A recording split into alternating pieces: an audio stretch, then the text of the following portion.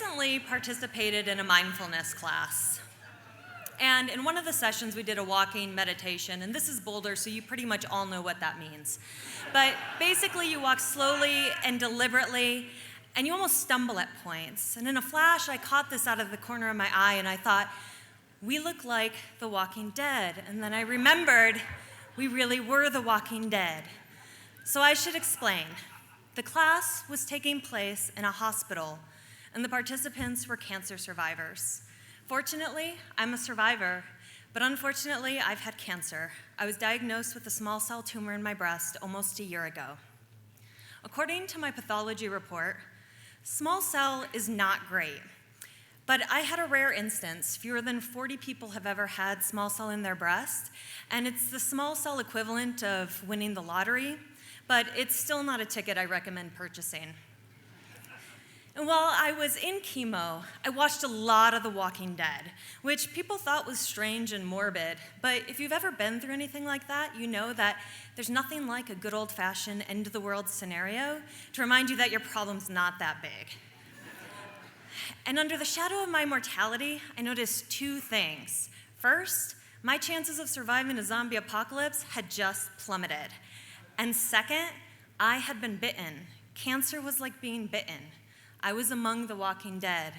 You know how I knew this? I saw the looks in the eyes of the characters when someone they loved had been bitten, and I knew that look. I had seen it in the eyes of people who loved me so many times. I'm out of chemo. I'm healthy now.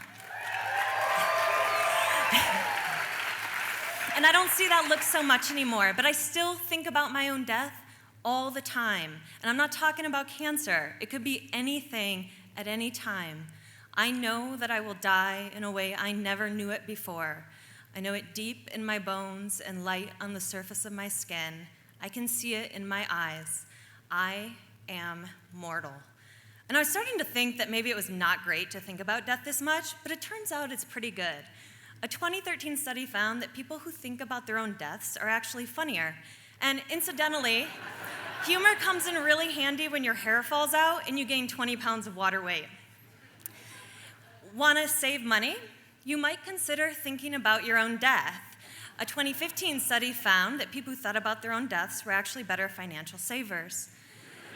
But the most important reason to think about your own death is that it actually makes your life better. Buddha is said to have instructed his students to meditate over dead bodies, images of dead bodies, with the observation, this body too.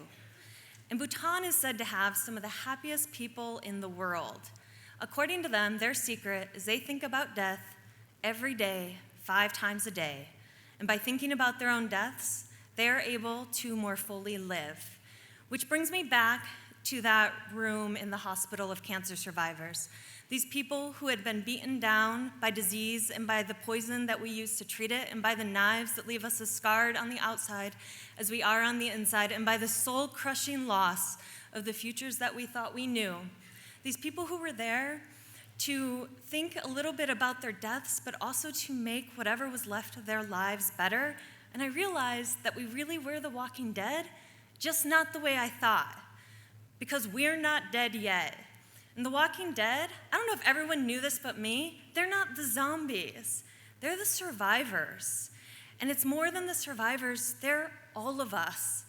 Because we are all, in some sense, just waiting to die.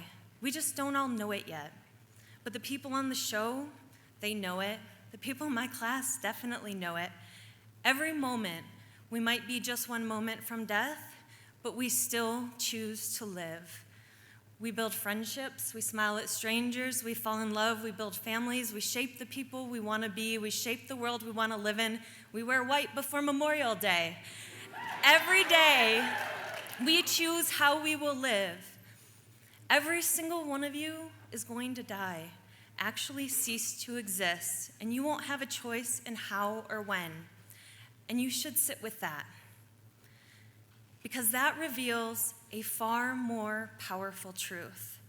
You are alive, and while you almost certainly will have no say in how you die, you do get to choose in every single moment of this beautiful, beautiful life just how you will live.